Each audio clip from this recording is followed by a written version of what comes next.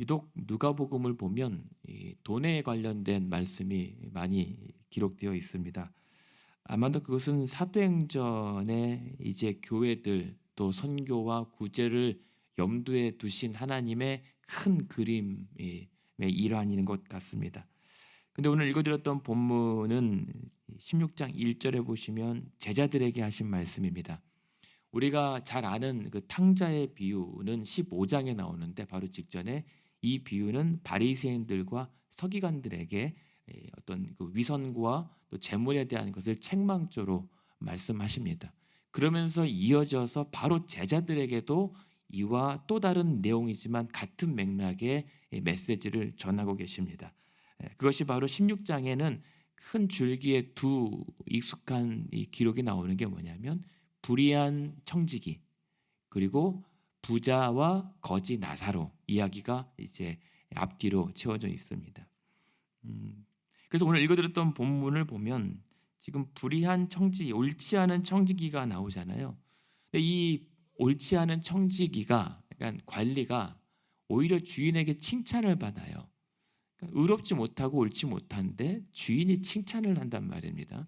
이게 어떻게 된 일이냐면 1절에 보면 이 청지기가 부자의 주인이 부자인데요. 이 부자의 재물을 관리하고 있었던 관리인이었습니다. 그런데 이때 당시에 그 부자의 재산을 관리할 정도가 된다면 신임을 많이 받아야 되고 그만큼 능력이 또 있어야 됩니다. 그러니까 이 종들 중에서도 아주 상급의 매니저에 해당하는 종인 것입니다. 그런데 그렇게 재산을 관리하다가 1절의 후반에 보면 주인의 소유를 낭비한다는 말이 있습니다. 이 낭비는 관리를 잘못하거나 혹은 개인의 재물에 어떠한 손을 댄 것으로 보여질 수가 있습니다. 그러자 이 주인이 이 사실을 알았어요. 그럼 어떻게 하겠습니까? 이 청지기를 해고해야 하죠. 근데 그 사실을 이 청지기도 알았습니다. 그래서 2절에 보면 주인이 그를 불러 이르되 네가 어찌 이러한 일을 했느냐? 네가 보던 일을 결산해라. 이제 정리하라. 청지기 직무를 이제는 계속하지 못할 것이다. 해고를 통보를 받았습니다. 그러자 청지기가 3절에 보면 속으로 어떻게 얘기합니까? 주인이 나를 잘났으니 내가 이제 무엇을 해먹고 살까? 지금 나는 땅을 파며 또 농사를 하자니 이제 힘이 없고 누구한테 빌어먹자니 참 그것은 자존심 때문에 차마 하지 못할 일이다. 이제는 살 길이 막막합니다. 그러니까 이 청지기에게 있어서는 이제 앞으로 먹고 살 이 앞날의 대비가 필요한 겁니다. 근데 그런 상황에 이 사람이 어떠한 묘수를 꺼내냐면 4절에 보면 무릎을 탁 치면서 내가 할 일을 알았도다라고 딱 쳐요. 그러면서 생각했던 것이 뭐냐면 자기가 주인의 재산을 관리하고 있었잖아요.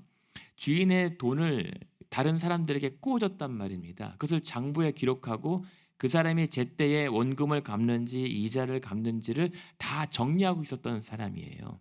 그러니까는 그 정리하다가 주인의 재산에 손을 댔겠죠. 그것이 발각이 됐겠죠. 근데 그 상황에서 이 청지기가 생각했던 건 뭐냐면 자기가 임의대로 그 주인의 돈을 빌려간 사람들의 돈을 깎아주는 겁니다.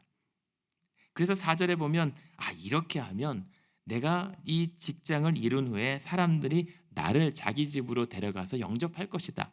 자기가 이번에 이 직장을 그만두고 나서라도 이 사람들이 은혜를 기억해서 나를 대접할 것이다. 아니면 모실 것이다 라고 하는 생각을 내요.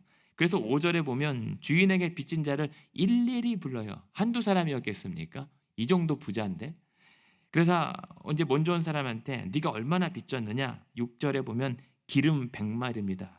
기름 100마리요. 어떤 정도의 양이냐면 감람나무 150그루에서 추출을 내야 되는 기름 양입니다. 그러니까 어마어마한 양. 그러니까는 한 2년 뼈 빠지게 일을 해야 벌어들일 수 있는 액수 정도가 된다고 해요. 그러니까 그러냐? 그러면 100마리냐? 너 여기다가 6절에 보면 빨리 50이라고 적어라라고 얘기합니다. 그러니까 100말의 기름을 빚졌는데 그냥 절반으로 뚝 깎아준 거예요. 그러면 이 사람은 횡재입니다.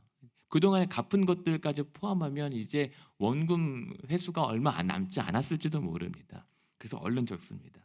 7절에 보니까 또 다른 사람이 너는 얼마나 빚졌느냐라고 했더니 밀 100석입니다라고 얘기합니다. 100석은요. 그때 당시에 100석의 밀을 추수하려면 100에이커래요. 그러니까는 이게 10년 동안 열심히 일해서 거둬 들일 수 있는 임금, 돈으로 살 수 있는 액수랍니다. 이 양이랍니다. 그러니까 어마어마한 이 밀을 뭐라고 하냐면 7절에 그러면 빨리 써서 80이라고 쓰라라고 얘기합니다. 그러니까 어마어마한, 조금 깎아준 게 아니라 어마어마한 빚을 다 깎아준 거예요. 되게 못됐잖아요. 자기 돈도 아니고 자기 것도 아닌데 주인에게 돌려가야 될 빚을 함부로 깎아준단 말입니다. 뭐 때문에요? 자기 자신의 이 노후 대비를 위해서. 그런데요, 8절에 보면 이렇게 얘기합니다. 성경이 서로 이상하게 엇갈리게 괴롭혀요. 주인은 이 옳지 않은 청지기가 그렇게 옳지 않게 일을 했다는 것을 아는데 오히려 주인은 그 일을 지혜 있게 하였으므로 칭찬했다는 얘기입니다. 이게 이해가 안 됩니다. 아니 지금 이 주인은 이 청지기를 당장 지금 고소하고 배상을 해야 되는데 오히려 칭찬했다는 거예요. 그러면서 8절 후반에 보면 이 세대의 아들들이 자기 시대에 있어서는 빛의 아들보다 더 지혜롭다. 무슨 말일까요? 여기서 이 주인은 사실 하나님은 아니에요. 비유에 이 주인이 하나님이다라고 이렇게 암시하지는 않습니다. 그러나 이 주인이, 세상 주인도 이 불의한 청지기가 재물을 이렇게 지혜롭게 자신의 미래를 염두에 두고 사사삭 처리하는 것을 보면서 그래 너 앞가림 참 잘했다라고 칭찬하는 거라거든요. 그러면서 하는 게 뭐예요? 예수님의 이 비유에 야, 이 세대의 자녀들도 자기 앞가림은 미래를 위해서 그렇게 명석하고 영민하게 하는데 참 빛의 아들들은 그거에 비하면 참 한참 모자라는구나, 지혜롭지 못하구나라고 하는 것을 대조하는 거예요. 뭐냐면 세상에 믿지 않는 자들은 자신들의 앞가림을 위해서 그렇게 재물을 잘 융통하고 잘 관리를 하는데 어떻게 하나님 믿는 백성들, 하나님의 사람들이라고 하는 사람은 죄다 그 재물을 다스리지 못하고 13절 후반에 보면 무엇입니까? 재물을 오히려 섬기고 있다는 얘기예요. 그래서 13절 14절에 보면 너희는 하나님과 재물을 겸하여 섬기지 말라. 그러면서 누가 옆에 있어요? 바리새인들은 돈을 좋아하는 자들인데 그 얘기를 듣고 비웃고 있단 말입니다. 자신들의 얘기는 아니라고 하면서도 자신들을 비꾼다는 것을 또 안다는 말입니다. 그러면서 예수님께서 이 청지기 비유를 통해서 얘기하고 싶은 것은 뭐냐면 아니 믿지 않는 사람들도 돈을 어떻게 사용하고 지혜롭게 처신하는지를 아는데 너희는 대체 믿음의 사람들은 왜 그 돈 하면 픽픽 쓰러지냐 돈 앞에서, 이 말을 하시고 계신 거예요. 그러면서 11절에 너희가 만일 불의한 재물에도 충성하지 않으면 어떤 참된 것에 충성할 수 있겠느냐. 충성이라고 하는 이 말은 하나님의 관점에서 돈을 그렇게 다스리지 못하고 하나님의 목적과 선한 일에 그렇게 집행하지 못하면 어떻게 하나님의 온당한 진리의 일을도 감당할 수 있겠느냐. 이러한 사소한 재물도 제대로 조절하지 못하는데 어디 하나님 나라의 사업들을 감당할 수 있겠느냐라고 얘기하시는 거예요. 오늘날 우리가 살아가는 이 시대의 교회와 성도들의 모습에도 이러한 예수님의 책망과 비유가 적절하지 않을까요? 하나님의 귀한 일들을 감당하면서 그 감당하기 위한 재물에 픽픽 쓰러지는 교회와 성도들, 지도자들 많이 있습니다. 그러므로 예수께서는 지금 제자들에게 책망하는 거예요. 제자들에게. 바리새인들도 나쁘지만 너네들은 괜찮으냐 묻는 겁니다. 교회와 성도들 너희들은 세상의 진리 없음과 믿지 않음을 탓하지만 너희는 과연 괜찮겠는가? 돌아보라라고 얘기하시는 거죠. 너희들은 과연 이 재물을 불의한 청지기가 뒤늦게나마 어떻게 보면 재빠르게 사용했다면 너희들은 여전히 믿는 자들은 불의하게 불의한 재물을 사용하고 있는 건 아닌가.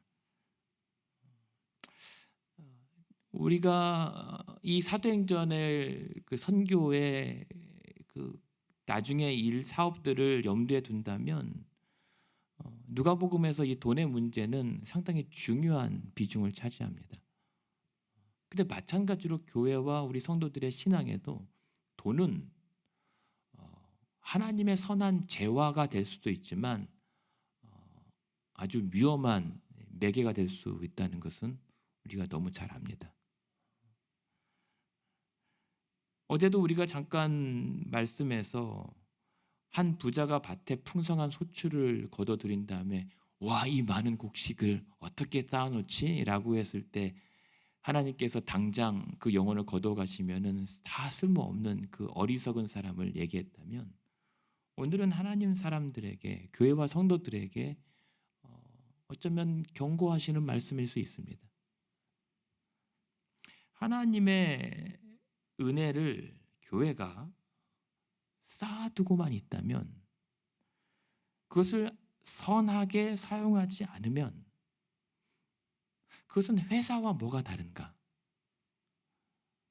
교회가 비영리 기구라고 하는 이유가 그러한 원래 교회의 목적으로 재정이 집행되는 것을 전제로 허락하는 것으로 이해하고 있는데, 만약에 그 하나 성도들의 헌금이 그렇게 올바로 사용되지 않고 흘러가지 않고 쌓아두기만 한다면, 교회가 와, 이 계좌를 어디다 또 쌓아둘까, 또 계좌를 더 늘려간다고 비유한다면, 그것은 수익 창출하려면 우리는 교회를 세울 게 아니라 회사를 세우는 게 맞고, 목사가 아니라 전문 경영인을 데려와 앉히는 것이 더 낫죠.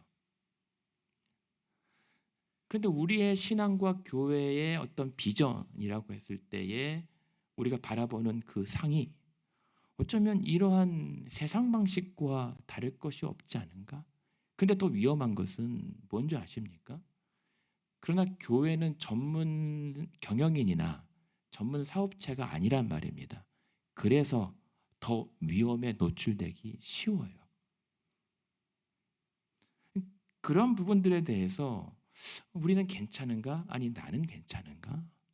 이 부분에 대해서 우리가 하나님 앞에 겸허히 들여다봐야 된다는 거죠.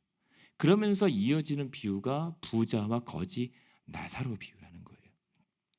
그러면서 쭉 가시면 19절에 뭐라고 얘기합니까? 한 부자가 있어 자색 옷과 고운 베옷을 입고 날마다 호락게 즐거요.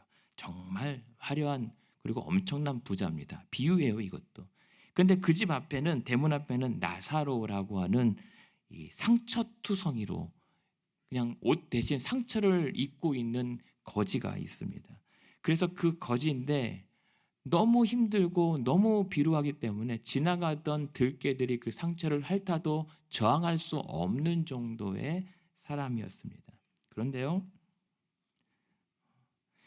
그렇게 날마다 이 땅에서 화롭게 잔치하면서 살았던 부자가 죽습니다. 중요한 사실은 그 대문집 앞에서 조금 뭐 좀 달라고 먹고 싶은데 하나도 그 부자 집에서 자비를 받은 것이, 도움을 받은 것이 없는 거지도 죽습니다. 22절에 이에 그 거지가 죽어 천사들에게 받들려 아브라함의 품에 들어가고 부자도 죽어 장사됩니다. 전도사의 말씀처럼 부자도 죽고 가난한 사람도 죽습니다. 죽음은 짐승이나 인간이나 매 한 가지라고 하는 사실입니다. 그러니까 우리가 참 이 땅 잘 살았다, 참 내가 이 짧은 인생 정말 원 없이 살아봤다, 잘 살았는가 못 살았는가를 평가하고 판단할 수 있는 이 시점은 죽은 다음에 할 수 있는 겁니다. 살 때는 누군들 뭐 이렇고 저렇고 못합니까? 그런데 과연 죽은 다음에 그 죽음 이전의 삶을 돌아봤을 때 참 잘 살았구나, 아니면 못 살았구나라고 판단하고 평가할 수 있는 것은 죽어봐야 안 되니까요. 그리고 죽어서 내가 어느 자리에 앉아 있는가를 기준으로 평가해 볼 수가 있는 겁니다. 이 땅에서 거지는, 나사로는 정말 못 살았어요. 그렇게 살아도 될까 싶을 정도로 못 살았어요. 그런데 지금 그 거지는 22절에 보면 어디에 앉아 있습니까? 아브라함의 품에 있습니다. 이 땅에서 워낙 잘 서고 사람들의 부러움과 날마다 그렇게 부족함 없는 옷을 입고 잔치를 벌였던 이 부자는 지금 어디에 있습니까? 23절에 보면 음부에 있습니다. 누가 잘 살았어요?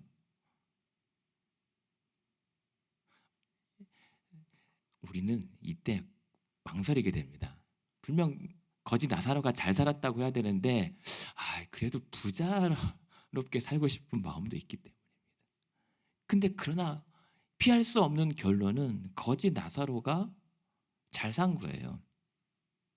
근데 우리가 이 거지 나사로 비유에서 약간 우리가 오해해서는 안 되는 건 이 부자는 부자라서 음부에 지옥 간 게 아니에요. 거지 나사로는 가난해서 천국 간 게 아니에요. 지금 예수님께서 이 구약의 아브라함의 품이라고 하는 것은 구약의 전승을 배경으로 예수께서 비유하신 건데, 이 땅에서 그렇게 초라하게 살았지만 거지 나사로가 천국에 간 것으로 설정이 될 수 있는 것은 그러한 상처를 앓는 그런 지경에서도 하나님을 믿고 의지했다라고 하는 그 근거 때문에 지금 천국에 간 것인 거예요. 부자는 부자라서 돈이 많아서 베풀지 않아서 지옥 간 게 아니에요. 부자가 죄가 아닙니다. 여러분 부자 되셔야 된다니까요. 근데 만약에 부자라서 지옥 갔다고 하면 지금 아브라함이 있잖아요. 아브라함은 어디에 있습니까? 천국에 있어요. 아브라함은 부자입니다. 이 부자보다 더 부자였을 거예요. 그런데 천국 갔어요. 왜 갔어요? 하나님을 믿었기 때문이죠. 이 말은 어떤 것이냐면, 그렇다면 이 부자는 부자였지만 하나님을 믿지 않았다는 거예요. 그 하나님을 알지 않았기 때문에, 그래서 자비를 베풀지 않았고 거지 나사로가 자기 집 문 앞에 있는데도 불구하고 방치했다라고 하는 것이 전제되는 겁니다. 그러면서 이 얘기를 들으면 이 얘기를 듣고 있는 유대인들은 당황해요. 왜냐하면요, 이 이스라엘의 유대인들 사회에서는 부자는 하나님의 복받은 사람이라고 여겼단 말입니다. 그래서 천국 가려면 부자들이 제일 앞자리에 갈 거라고 생각했단 말입니다. 그러니까 부자 갈 것이라고 생각했던 사람은 지옥 가고, 저 사람은 하나님의 저주를 받아 저렇게 산다라고 했던 사람은 천국 갔다라고 하는 거예요. 무슨 말입니까? 그 부자는 사람들에게 존경과 또 구원에 대한 확신으로 여겨졌던 사람이 못 갔던 것은 하나님을 믿는 것처럼 보였지만 속으로는 아니었던 거예요. 위선과 가식의 상징인 거예요. 그래서 그 사람이 25절에 보면 뭐라고 얘기합니까? 너는 살았을 때 좋은 것을 받았고 나사로는 고난을 받았으니 이제 그는 여기서 위로받고 너는 괴로움을 받느니라. 이 말은 그 사실이 전제가 된 겁니다. 부자여서 가난해서가 아니라 믿지 않아서 혹은 믿어서였던 겁니다. 그런데도 24절에 보면 정신 못 차렸던 게 뭐죠? 아브라함 아버지시여, 원래 아버지도 아니거든요. 자식도 아닌데 나사로를 보내어 그 손가락 끝에 물을 찍어 혀를 서늘하게 해달라고 얘기하잖아요. 이 얘기 정말 주일학교 때 많이 들었잖아요. 우리 어릴 때 손가락 끝에. 근데 지금 이 부자는 그 음부에 있어서도 정신을 못 차리고 있는 겁니다. 나사로를 심부름꾼으로 여기는 거예요. 아직도 내 밑이라고 생각하고 있는, 간주하고 있는 겁니다. 안 돼요. 그게. 그러다가 이제 안 될 것 같으니까는 뭐라고 얘기합니까? 27절, 28절에 부자가 그러면 생각이 난 게 내가 집에 두고 온 형제들이 생각난 겁니다. 내 형제들은, 내 식구들은 여기 오면 안 되겠다라고 해서 사람 좀 보내달라고, 아니면 나사로를 좀 보내서 우리 식구들 좀 구원하게 해달라고 얘기합니다. 또 나사로를 시켜요. 근데 아브라함이 이제 예수님의 비유니까요, 29절에 보면 선지자들이 가 있지 않느냐, 구약의 시대를 배경으로 지금 했다면 하고 있으니까 선지자들의 말을 들었으면 천국 올 것이다. 근데 선지자들의 말을 안 듣고 그냥 그렇게 살다 보면 죽어서도 안 들을 사람은 못 듣는다. 그러니까는 믿음은 각자의 몫이다라고 하는 것을 전제로 이제 부자의 청이 거절당하죠. 그래서 31절에 그 16장의 그 결론이 무엇입니까? 모세와 선지자들 말도 안 들었는데 죽은 자 가운데서 살아나는 자가 있을지라도 못 믿는다. 이겁니다. 아무리 믿는 척해도 소용없다는 겁니다. 하나님의 그 은혜를 경험하고 그 구원에 이르는 믿음을 소유하지 못하면 아무리 뭐 사람이 100번 죽었다 100번 살아났다고 해도 십자가의 부활이 있다고 해도 못 믿습니다. 그건 은혜 아니면 못 믿습니다. 그리고 그들의 선을 행하는 재물을 나누는 이 선행은 가십과 위선이 아니라 그 십자가의 그 은혜를 체험했기 때문에 내가 가진 것을 기꺼이 팔아 나누고도 풍족함이 있는 겁니다. 이거는 흉내낼 수가 없는 거예요. 그것은 모방할 수가 없는 거라는 겁니다. 그래서 얘기하는 겁니다. 그렇다면 너희 제자들은 너희들은 어떠한가? 이 불의한 청지기보다 나은가? 아니면 돈을 좋아하는 바리새인과 별반 다르지 않는가?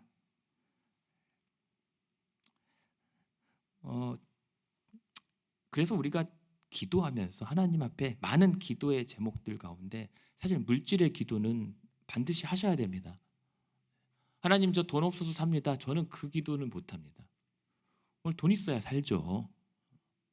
근데 돈 있어야 산다라고 하는 것이 하나님께서 공급해 주시는 은혜로 따라 살겠다라고 하는 믿음의 고백인데 부자 되게 해달라고 하는 풍족하게 해달라고 하는 막연한 재물 기도는 조금 엇나간 겁니다.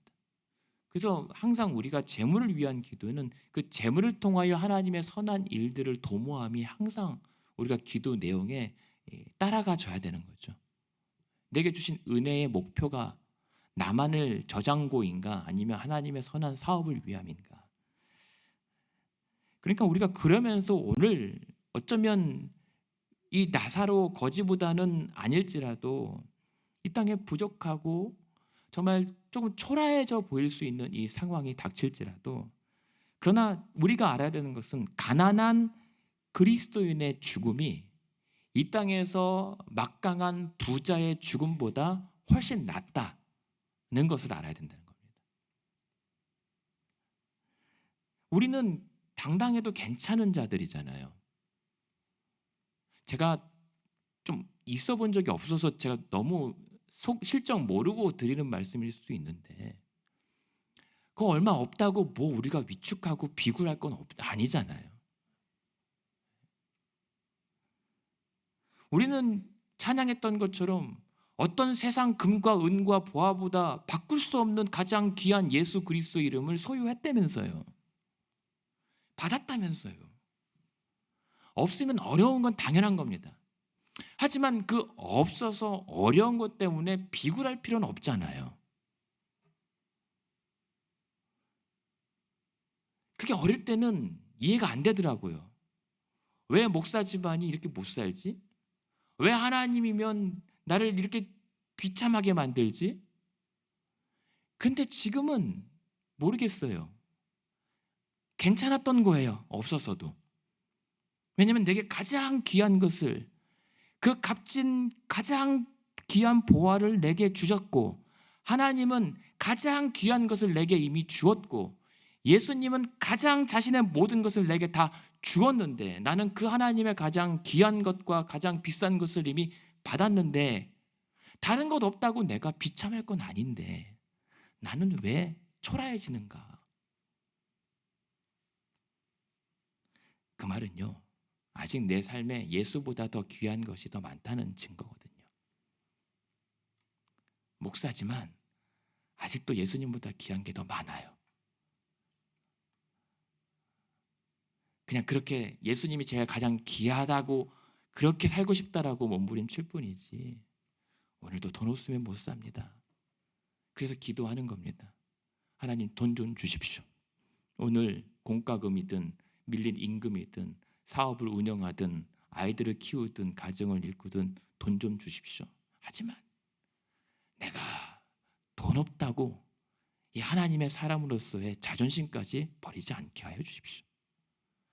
설령 조금 부족하고 각박해도 그래도 내가 가장 귀하신 예수 그리스도의 이름 받은 자답게 조금 당당하게 살게 해주십시오.